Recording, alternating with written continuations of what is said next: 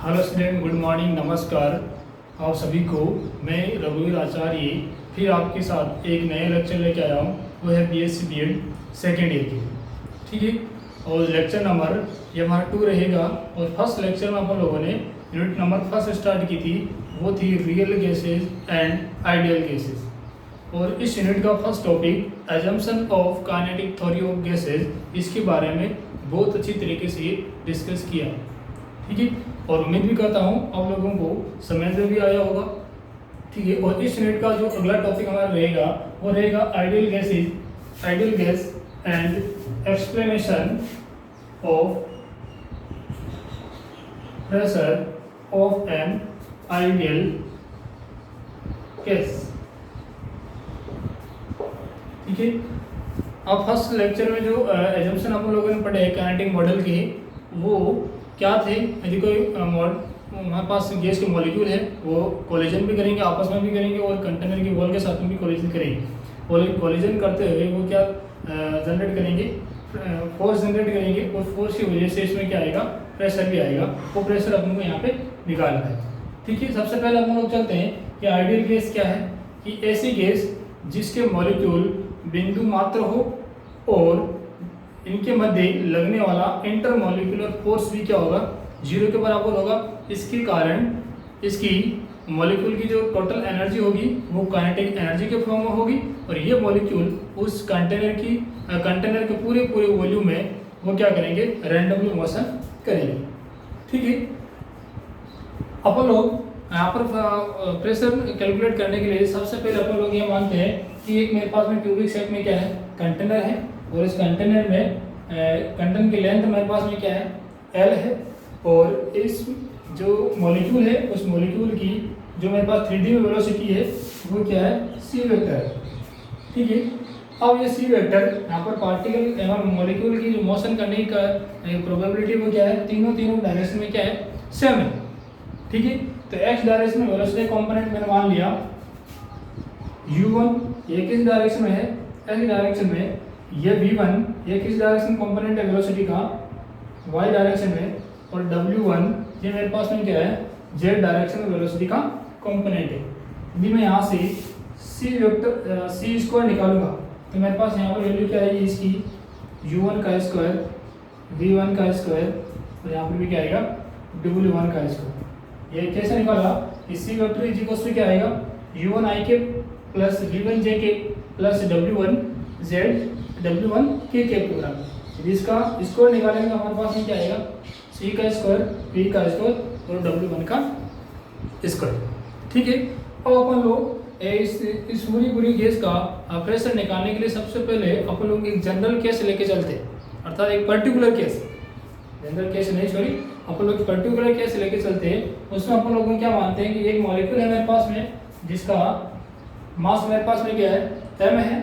वो केवल और केवल x डायरेक्शन मोशन कर रहा है, y और z डायरेक्शन में अभी मोशन नहीं कर रहा है, ठीक है। तो इस पार्टिकल की वो पार्टिकल मॉलिक्यूल क्या कर रहा है, केवल और x डायरेक्शन मोशन कर रहा है, ठीक है। अब यदि ये x डायरेक्शन मोशन करेगा तो इसके परपेंडिकुलर डायरेक्शन में वॉल कौन सी है, q वॉल। और ये q वॉल के साथ में क्या करेगा, कोलिजन करेगा। अब कोलिजन कौन सा होगा, इलास्टिक कोलिजन होगा, जिसके कारण इस मॉलिक्यूल की जो टोटल काइनेटिक एनर्जी वो क्या रहेगी, कंजर्व रहेगी, ठीक है। अब कोलिजन के बाद में इसकी वेलोसिटी में कितना चेंज आएगा, केवल और केवल इस वेलोसिटी की डायरेक्शन में चेंज आएगा, ठीक है। तो इस डायरेक्शन में चेंज आएगा हमारे पास में माइनस u1 के बराबर। पहले वेलोसिटी किस डायरेक्शन थी, x डायरेक्शन में, तब तक हमारे पास में क्या थी, u1। जब ये इस डायरेक्शन में जाएगा इसकी वेलोसिटी क्या आएगी, कोलिजन के बाद में वेलोसिटी इसकी क्या आएगी, माइनस ऑफ u1। और कोलिजन के पहले इसकी वेलोसिटी क्या थी, u1, ठीक है। अब यदि यहाँ पर कोलिजन करेगा तो इस पार्टिकल की या फिर मॉलिक्यूल की मोमेंटम में कितना चेंज आएगा, वो अपन लोगों ने बोला है delta p is equal to टक्कर के बाद समय माइनस टक्कर के पहले सॉरी। तो आप momentum of the molecule after the collision वो कितना आएगा, माइनस ऑफ m u1, यह आएगा माइनस ऑफ m u1। यहाँ पर माइनस करना है momentum of the molecule before the collision, ये भी क्या आएगा, m u1 के बराबर। तो डेल्टा पी एक्स, यहाँ पर पी एक्स क्यों लिखा है, क्या मोलिक्यूल किस दिशा में जा रहा है, एक्स डायरेक्शन में जा रहा है। तो यहाँ पर डेल्टा पी एक्स यह आएगा -m u1। ये तो किस एक मॉलिक्यूल के मोमेंटम में इतना चेंज आ रहा है, तो इस मोल को कितना मोमेंट, इस मोल के मोमेंटम में कितना चेंज आएगा। यहाँ पर जो फोर्स बराबर लग रहा है, तो न्यूटन थर्ड लॉ क्या बोलता है, क्रिया प्रतिक्रिया का नियम है कि जितना ये फोर्स यहाँ पे लगाएगा, ये मॉलिक्यूल इस दीवार के ऊपर जितना फोर्स लगाएगा, वापस दीवार भी इस मॉलिक्यूल के ऊपर फोर्स लगाएगी। तो मोमेंटम में दोनों में चेंज आएगा, लेकिन दोनों की डायरेक्शन क्या आएगी, अपोजिट डायरेक्शन आएगी। तो इस गोल के मोमेंटम में कितना चेंज आएगा, वो मैंने बोला है delta P equals to minus of delta P X के बराबर। तो डेल्टा पी इक्वल्स टू यहाँ पर क्या आएगा 2m u1 के बराबर। ये जो मोमेंटम में चेंज आ रहा है वो केवल एक कोलिजन के कारण आ रहा है। ये मोमेंटम जो चेंज आ रहा है वो केवल एक कोलिजन के कारण आ रहा है।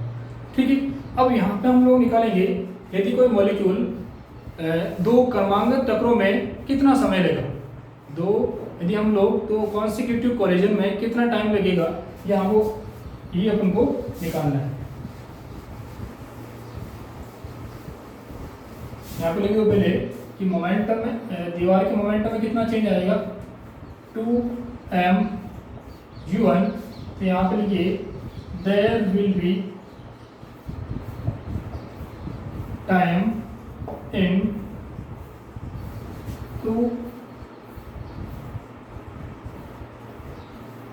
consecutive collision on the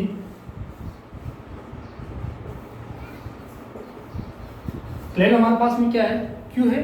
अब ये जब दो कॉन्सिक्यूटिव कोलिजन करेगा, अर्थात दो क्रमांकित टक्कर करेगा, तो कितना समय लगेगा ये अपन को यहाँ पर पता करना है। ठीक है, तो यहाँ पे दो कोलिजन करेगा तो लेंथ हमारे पास में क्या आ जाएगी 2l के बराबर, और इसकी वेलोसिटी क्या है u1। तो टाइम कितना हो जाएगा delta T equals to 2l upon u1 के बराबर।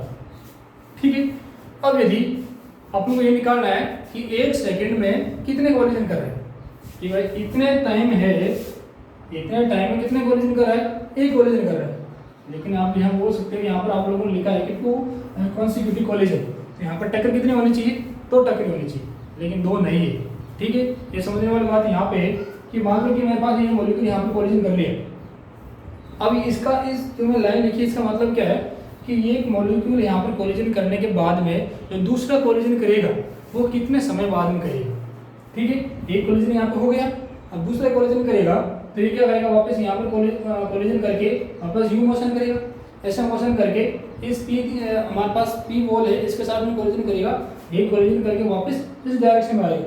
तो डिस्टेंस कितने ट्रेवल किए 2l के बराबर, और वेलोसिटी इसकी क्या है u1 है। तो एक कोलिजन के बाद दूसरा कोलिजन करने में कितना समय लग रहा है 2l अपॉन u1। तो इसका मीनिंग क्या हुआ कि इस टाइम में केवल एक कोलिजन कर रहा है। इस टाइम में हमारे पास कितना कोलिजन कर रहा है, एक कोलिजन। तो हमारे पास में एक सेकंड में मैं कोलिजन निकालूंगा तो कितना आएगा कि number of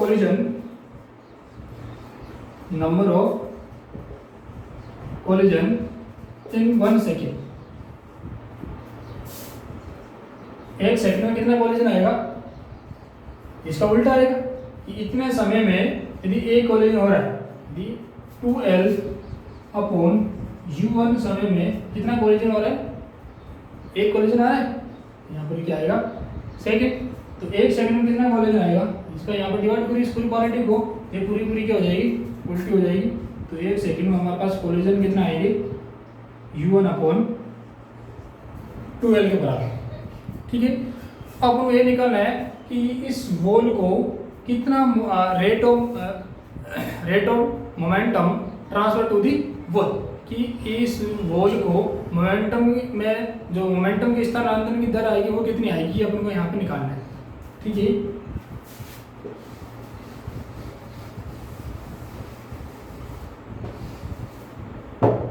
rate of momentum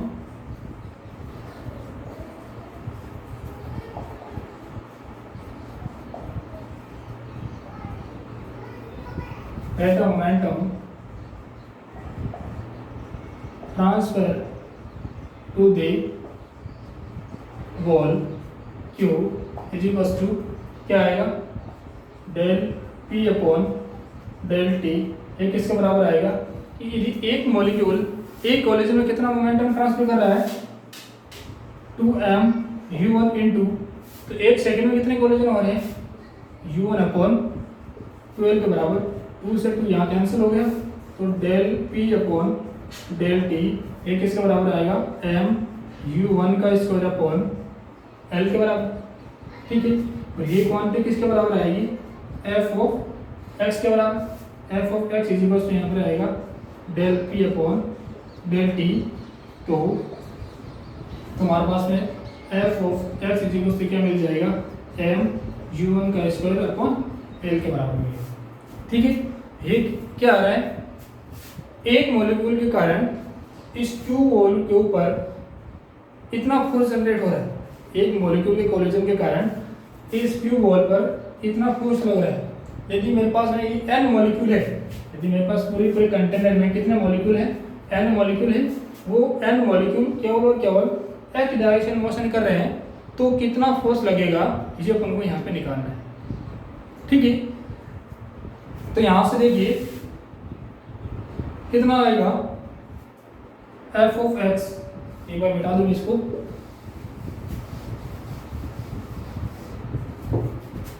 f of x is equal to m u1 का square upon l plus m, दूसरे मॉलिक्यूल के कारण वेलोसिटी कितनी आएगी u2 का square upon l plus m, ये लिख दो so no u m un का स्क्वायर अपॉन l के बराबर। अब यहाँ से प्रेशर आएगा वो कितना आएगा Px is equal to Fx upon क्या आएगा एरिया, फोर्स तो हमारे पास में क्या आएगा ये m अपॉन l, और यहाँ से मैं कॉमन ले लूँ m अपॉन l को, तो बचेगा u1 स्क्वायर u2 का स्क्वायर सोन ऑफ un का स्क्वायर, और एरिया हमारे पास में क्या आएगा l स्क्वायर, कंटेनर की लेंथ हमारे पास में क्या है l है। ठीक है, तो Fx is equal to m upon ये क्या आएगा l क्यूब, और ये क्वांटिटी हमारे वेजेस पड़ी u1 का स्क्वायर u2 का स्क्वायर सो ऑन un का स्क्वायर के बराबर। ठीक है, ये तो मेरे पास प्रेशर आया जब वो सारे के सारे मॉलिक्यूल क्या कर रहे हैं एक डायरेक्शन मोशन करेंगे। अब इसी प्रकार से यदि n molecule y direction motion करेंगे तो प्रेशर कितना आ जाएगा, यहाँ पर चेंज क्या आएगा Py is equal to m upon l cube same रहेगा। यहाँ पर u1 की जो वेलोसिटी क्या आ जाएगी, y डायरेक्शन वेलोसिटी कंपोनेंट क्या था v1 था, यहाँ पर v1 का स्क्वायर v2 का स्क्वायर और सो ऑन un का स्क्वायर आ जाएगा। ये तो आ रहा है किसके लिए x डायरेक्शन में प्रेशर, वे किस डायरेक्शन में आएगा y डायरेक्शन में प्रेशर इसको मैंने बोल दिया Py is equal to m upon l cube v1 का स्क्वायर v2 का स्क्वायर सो ऑन vn का स्क्वायर। ठीक है, इसी प्रकार से भी z डायरेक्शन में तो प्रेशर कितना आएगा P z is equal to m upon l cube, z direction में वेलोसिटी कंपोनेंट क्या था w1, तो यहाँ पर क्या आ जाएगा w1 का स्क्वायर w2 का स्क्वायर सो ऑन wn का स्क्वायर आ जाएगा। ठीक है, अब हम लोग ये भी जानते हैं कि जो गैस के मॉलिक्यूल हैं वो हर एक डायरेक्शन में इक्वल प्रेशर जनरेट करते हैं। इसका मतलब क्या हुआ कि जो x डायरेक्शन में जितना प्रेशर होगा उतना प्रेशर y डायरेक्शन में होना चाहिए, और इतना प्रेशर क्या होना चाहिए z डायरेक्शन में होना चाहिए। तो यहाँ से let Px is equal to Py is equal to Pz, अर्थात तीनों डायरेक्शन में जो प्रेशर आ रहा है उसका मान क्या है यदि समान है। ठीक है, अब यदि यहाँ से एवरेज प्रेशर हमारे पास में क्या आएगा वो यहाँ से निकालना है।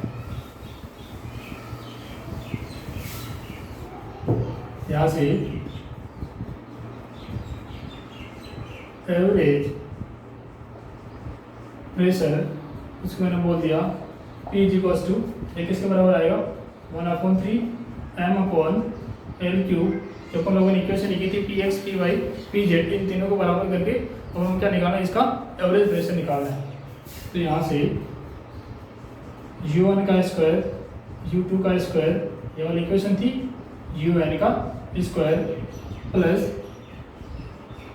V1 का स्क्वायर V2 का स्क्वायर सो ऑन Vn का स्क्वायर प्लस W1 का स्क्वायर W2 का स्क्वायर सो एन Wn का स्क्वायर P is equals to 1/3 m/L³ यदि मैं U1 W1 V1 और W1 को एक साथ लिख लूँ तो जो 2 वाली क्वांटिटी है उसको एक साथ में लिख लो और n वाली क्वांटिटी है उसको एक साथ में लिख लो। तो हमारे पास में क्या है अगली स्टेप क्या मिलेगी UN का स्क्वायर V1 का स्क्वायर W1 का स्क्वायर ठीक है।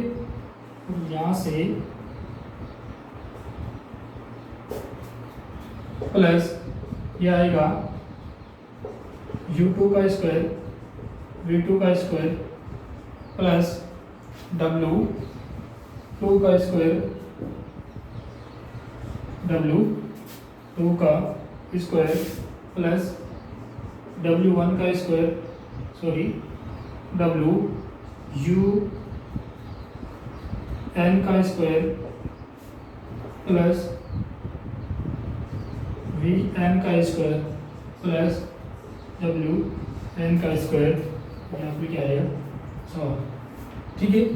और ये क्वांटिटी किसके बराबर आएगी C का स्क्वायर अपन लोगों ने लिखा है C square is equals to U1 का स्क्वायर V2 का स्क्वायर प्लस W1 का स्क्वायर ठीक है। ये क्वांटिटी किसके बराबर आ जाएगी C1 का स्क्वायर ये क्या आ जाएगी C2 का स्क्वायर तो ये यहाँ पे क्या आ जाएगा CN का स्क्वायर।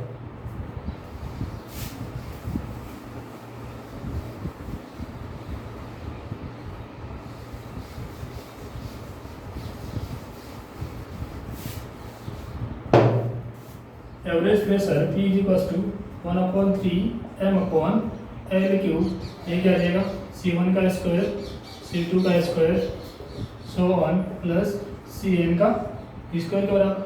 यदि मैं इस पूरी क्वांटिटी को n से डिवाइड करूं और n से क्या कर दिया मल्टीप्लाई कर दिया तो ये मेरे पास में जो क्वांटिटी बनेगी ये किसकी बनेगी मेन स्क्वायर वेलोसिटी। ये यहाँ पे P इज इक्वल्स टू 1/3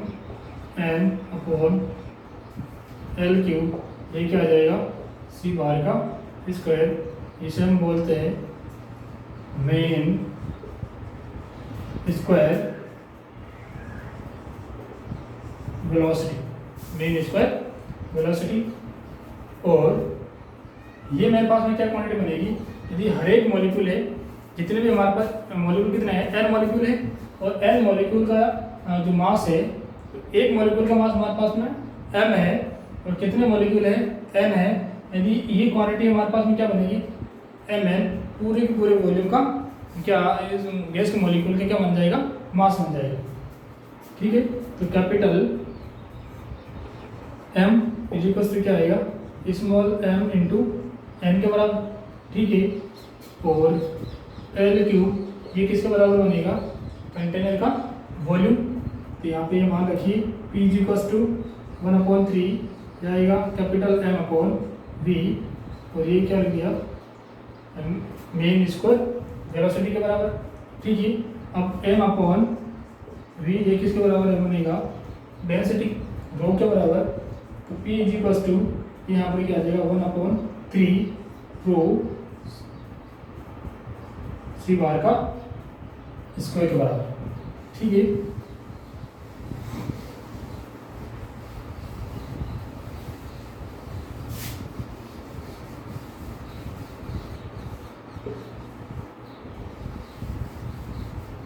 अब यहाँ पर कौन निकालना है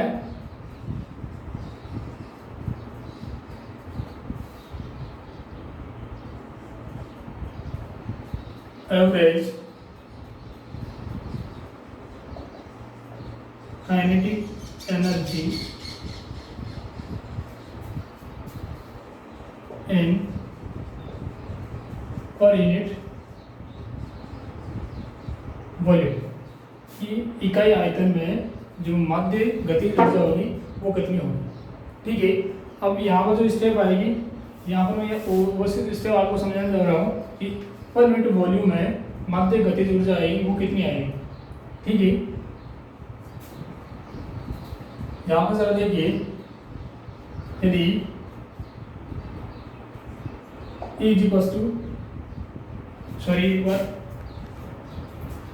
average kinetic energy in per unit volume में वो कितनी आएगी ये अपन को यहाँ पे निकालना है। तो यहाँ से average kinetic energy in per unit volume. ठीक है, वो कितनी किसके बराबर आएगी, average of is equals to 1/2 rho C bar के स्क्वायर। ठीक है, अब ये स्टेप कैसे आएगी, एक छोटा सा मैं यहाँ पे डेरिवेशन कर रहा हूँ, उसको आप लोग ध्यान से समझिए। ठीक है, अपन लोग नॉर्मली क्या लिखते हैं, kinetic energy E is equals to 1/2m v square के बराबर। यदि इस पूरी क्वांटिटी को मैं वॉल्यूम v से डिवाइड कर दूं और v से क्या कर दूं, मल्टीप्लाई कर दूं, तो average of v is equals to 1/2, mass कितना है m है और वॉल्यूम हमारे पास में कितना है v है, और ये मेरे पास में जो v लिखा है इसकी क्या है, वेलोसिटी है, और इसको मैंने मल्टीप्लाई कर दिया v से। ये तो v तो क्या वॉल्यूम है, तो ये क्या हो गया, इसकी वेलोसिटी होगी। तो m/v ये किसके बराबर आएगा, E इज इक्वल्स टू 1/2, ये किसके बराबर आ गया, रो के बराबर, और ये वॉल्यूम आ गया, और ये इसकी क्या आ गई, वेलोसिटी का स्क्वायर। अपन को लोगों को निकालना है ये average kinetic energy in per unit volume. ठीक है, इकाई आयतन में हमारे पास में जो काइनेटिक एनर्जी आएगी वो कितनी आएगी, तो पर यूनिट वॉल्यूम अगर निकालेंगे तो एवरेज काइनेटिक एनर्जी हमारे पास में क्या मिलेगी। अब इस वेलोसिटी की जगह अपन लोगों ने यहाँ पर वेलोसिटी क्या लिखा है, एवरेज लिखा है। ठीक है, तो इसकी जगह हमारे पास में ये लिखूँ average of C square.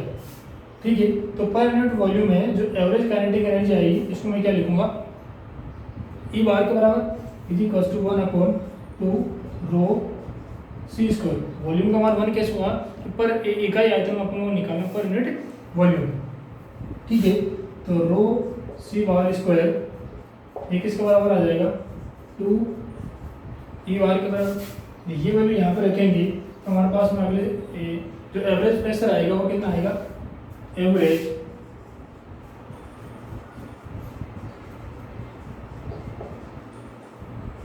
P is equals to